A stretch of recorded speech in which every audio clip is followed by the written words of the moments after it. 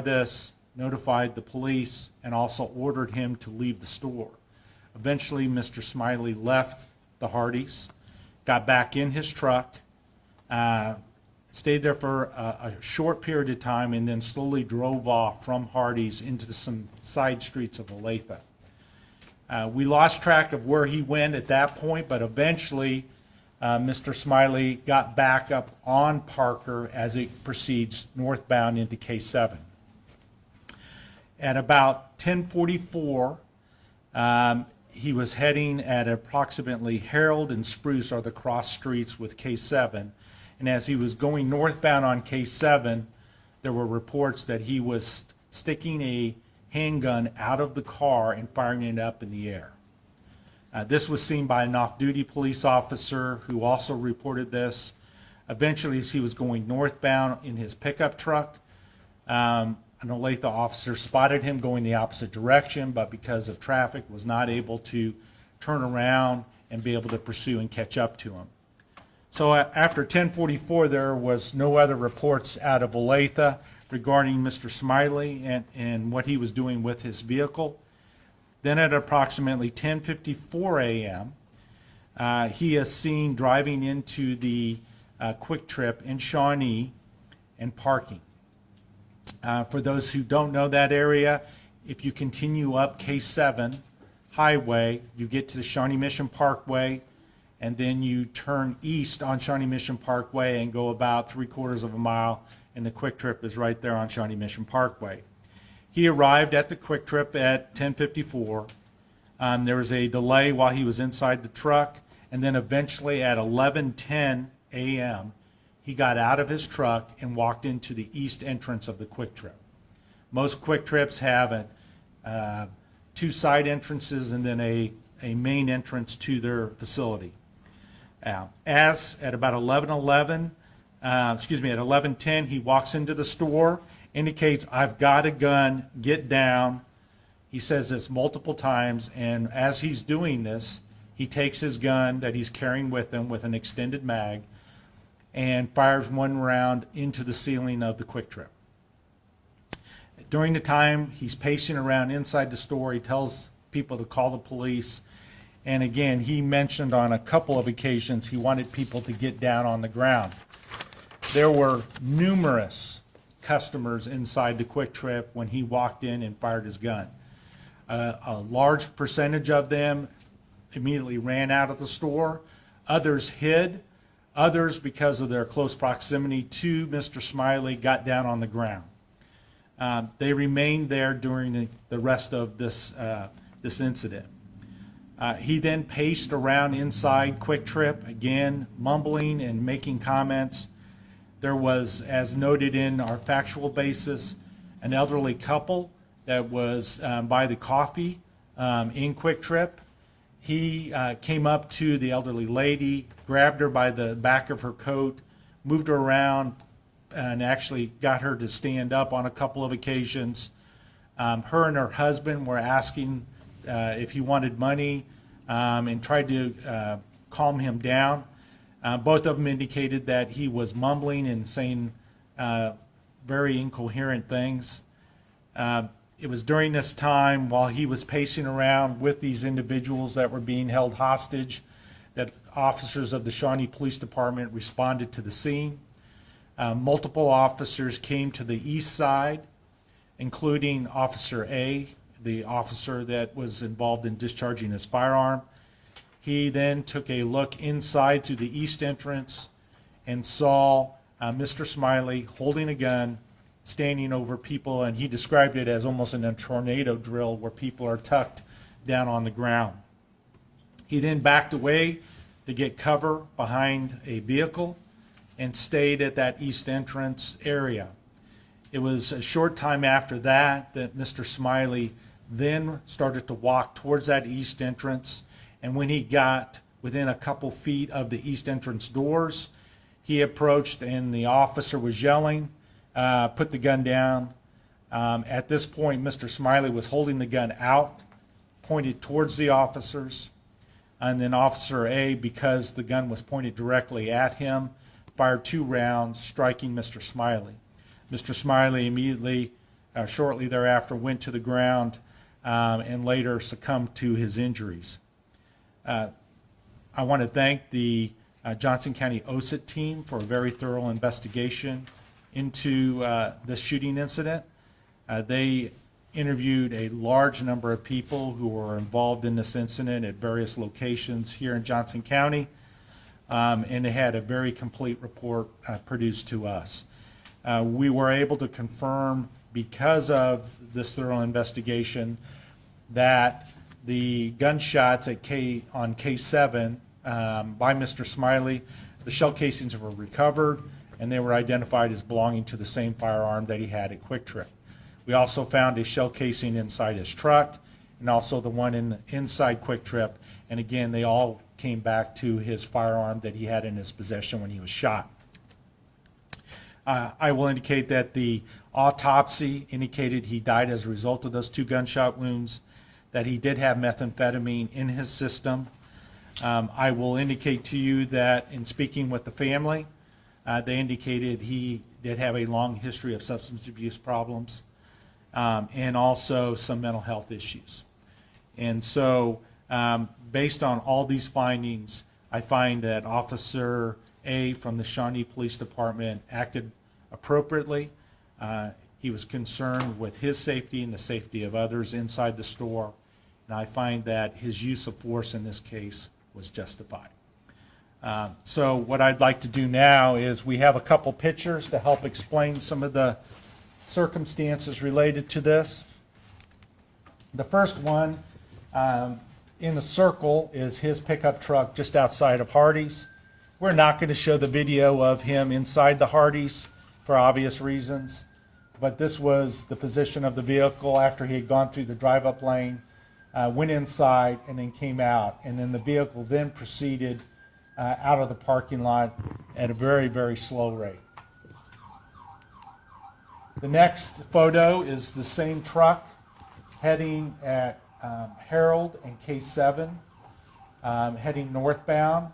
This is about the area, both before and after, where numerous people indicated that there were being shots fired by an individual firing a gun in the air. And this was the approximate location, or close to it, where the Olathe officer heading southbound the opposite direction spotted this vehicle as it was going north. This picture is the same vehicle pulling into QuikTrip and then parking.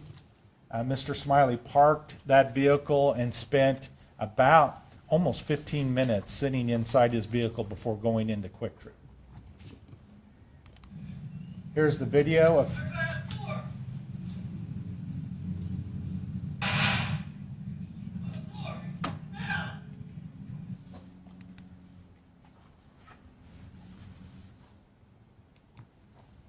I'll play that one more time for all of you.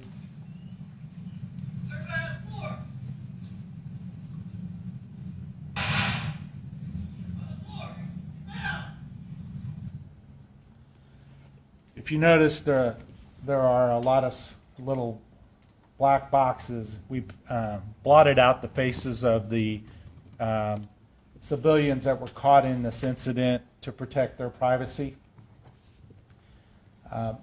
And you can see the front area, and then Mr. Smiley begins pacing inside the store.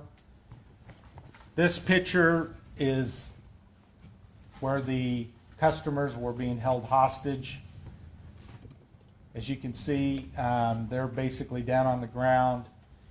This is about the time when Officer A looks into the east entrance and sees this type of situation where Mr. Smiley's holding a gun and individuals are laying on the floor, and it's almost the exact moment that he's looking through the window of the east entrance.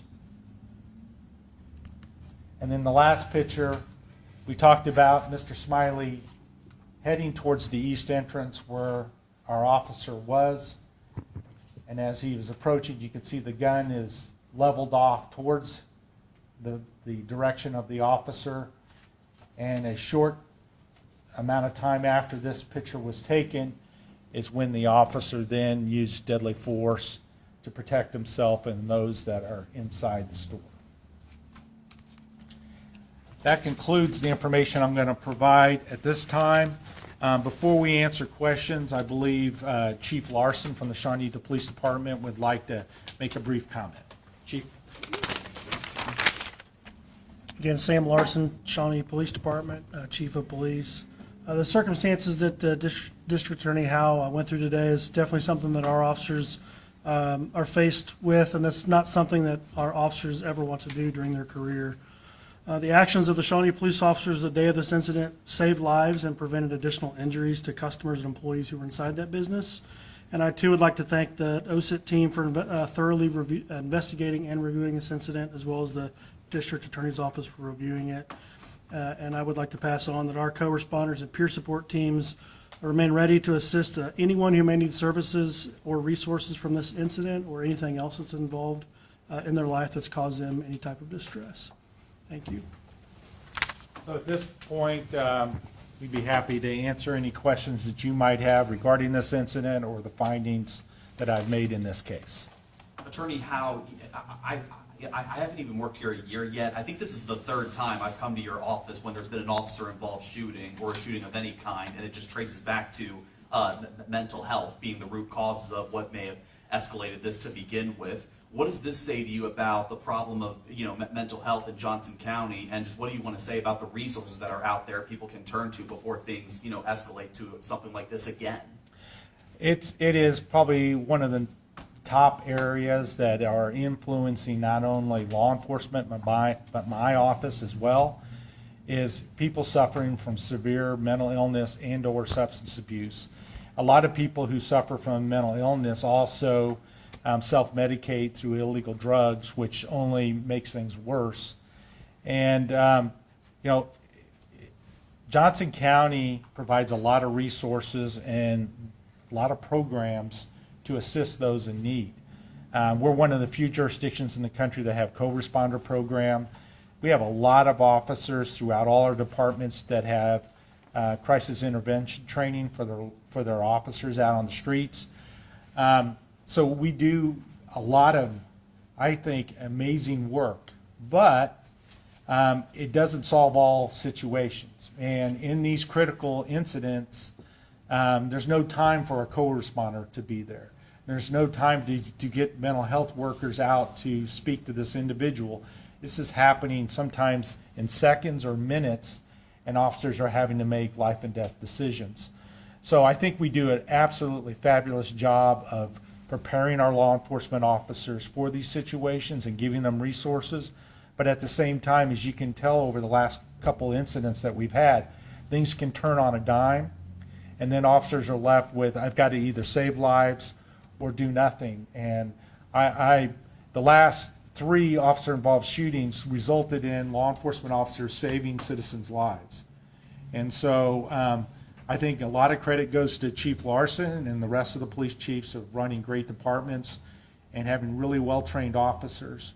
We have instead of a 911 number, now we have 988 for people who are suffering from mental health issues. And so if you are, or if you know someone who is suffering from mental health issues, I would ask that don't be afraid to call and ask the professionals to engage them. We can't solve all the problems, but if we can stop 1 or 2 of these incidents, then we'd be really happy about avoiding having to do these types of press conferences. Do you know where Smiley got access to this gun? Did he legally buy it, or was it untraceable? How did he have access to a gun like this if he had a long history of substance abuse and all? That we don't know as to where he got the gun or from whom. So that is an unanswered question. Was this somebody who you've had contact with through the co-responders before, or through the Shawnee Police Department before? Is he known to you? He has a criminal history. He's had instances where he's had run-ins with law enforcement before, but he also doesn't always live here in Johnson County, and there's times where he's lived outside the Johnson County area. So is this the only officer-involved shooting from this year? This was the first one, yes. I have a question. It might be better for Chief to answer this.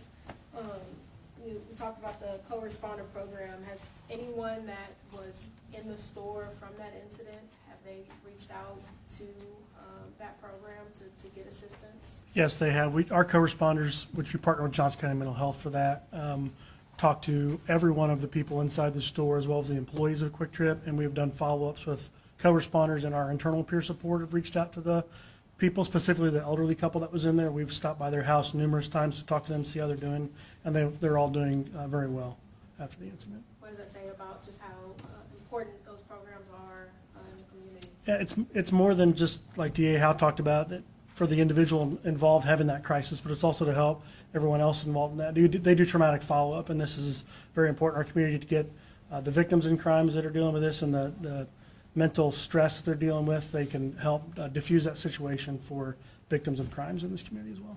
Chief, can you break down a little bit more of the training you guys do for situations like these? Just kind of, we saw some pictures and video. Talk to us about what was happening on the outside. What did your officers do that you feel like was what was the proper way in following training as they were on scene trying to get a grip on everything?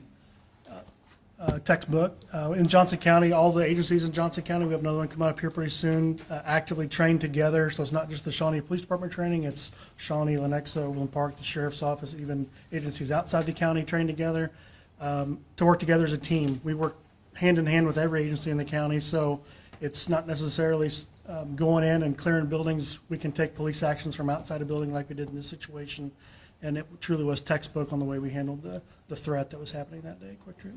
The sergeant on scene had already announced to all the officers this was an active shooter situation.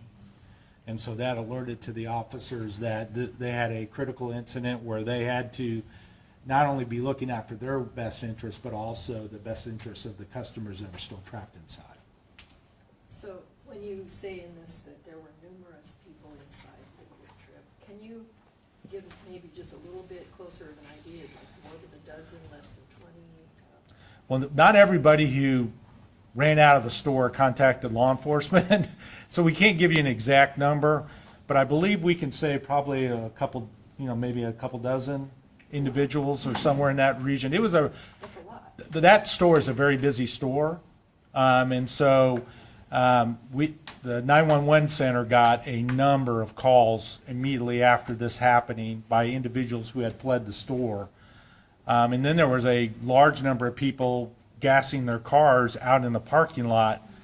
I know from listening to some of the 911 calls, some of the callers were actually telling people, don't go in the store, because people were, heading towards the store entrance and trying to get people to go back away from it. So that's a very busy store at that time, and we're lucky that no one got injured. That's the most important thing out of this. And out of those, however many, how many were actually stayed in the store and were hostages?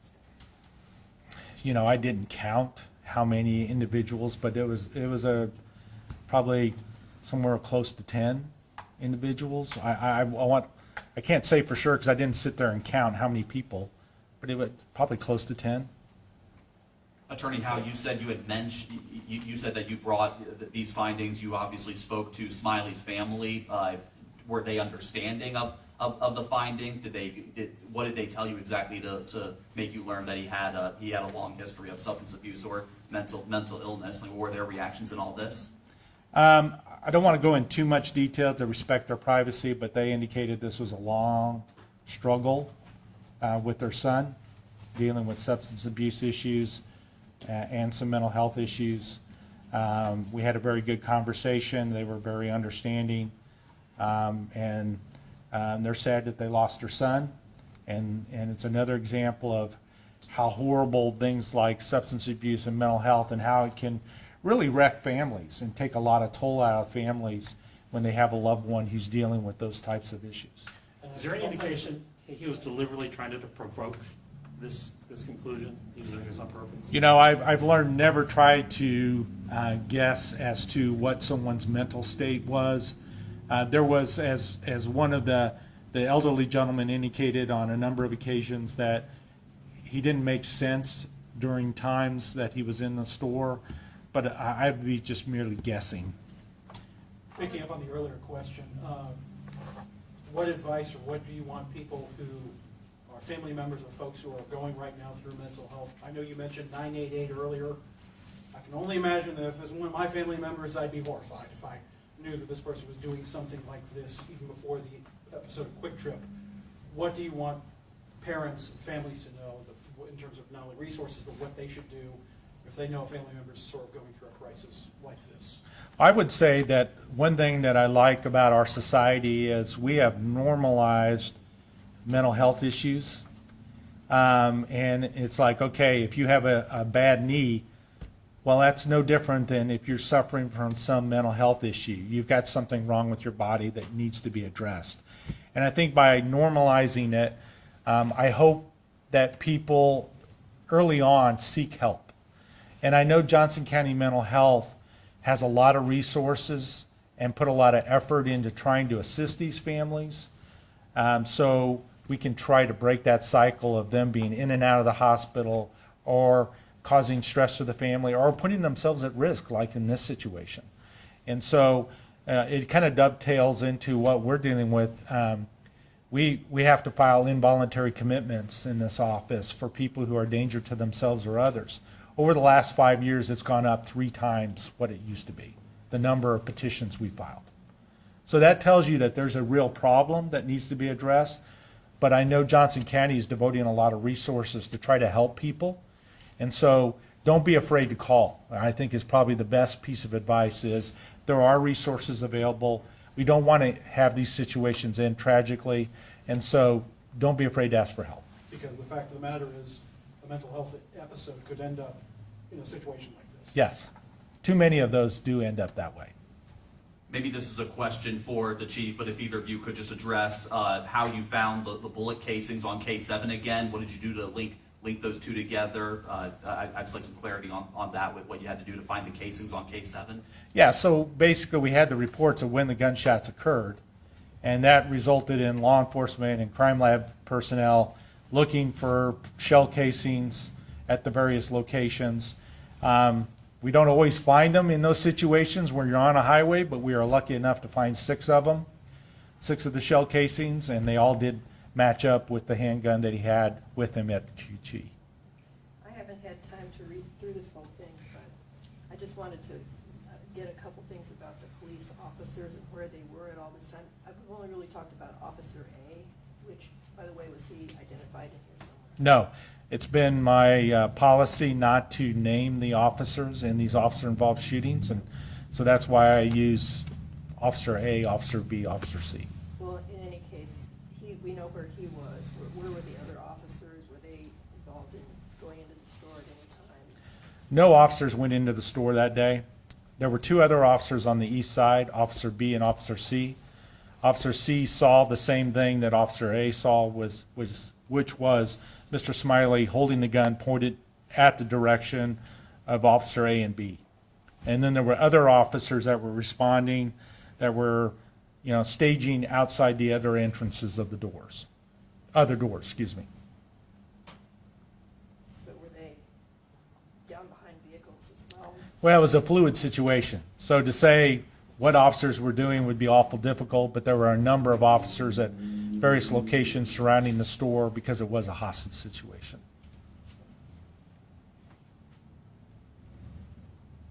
Any other questions?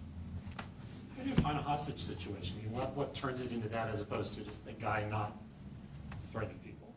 Well, in this case, he used his weapon to command people to get down on the ground. I think it's pretty clear from watching that video that no one felt like they were free to leave. And then he was using physical force to hold those people in place. And so I think by any definition, that is a hostage situation where these people were cowering on the ground, afraid that they would be hurt, and not being allowed to leave. So Attorney Howe, his parents, Smiley's parents, did not know where he got the gun. You haven't determined where, if he bought it legally or where he may have gotten it? We don't know the exact sequence of him getting a gun, so no, we don't know the answer to that question. So it's safe to say that, maybe it's not safe to say, it doesn't seem like there was intent to harm anyone in the store. Is that a conclusion that you can draw based on the circumstances you reviewed? Well, again, trying to read the mind of an individual is just a really dangerous game. All we know is that he had discharged his firearm at multiple locations, including inside the store, holding people hostage. And to me, I agree that the sergeant on scene called it an active shooter situation because there were people being held for whatever reason. We don't know the reason for that, but we do know that they were being held against their will. I realize that the level of bizarre, I'm sure that you encounter in investigations, and police chief, I'm sure you're the same way. Level of bizarre is probably pretty wide. Is this the most bizarre episode you've ever had to investigate or look into in your career? I don't know if I want to define bizarre in the top 10, but I will say this type of behavior is unusual, but it's not unheard of. Is this, and it's the way I'll phrase it, is that unfortunately, when people are suffering from these types of episodes, you see bizarre behavior. And I think all the law enforcement officers will say that this isn't the first time that someone's acted in a similar type of fashion, where it is not the actions of somebody who's lucid and acting in a manner that most people act in society. So I would say that it's unusual, but it does happen. And unfortunately, the first people who get called to the scene are these officers who their duty is to protect the public. Sometimes they have to do things and take people's lives in order to achieve that goal. All right. Thanks, everybody. Appreciate your time.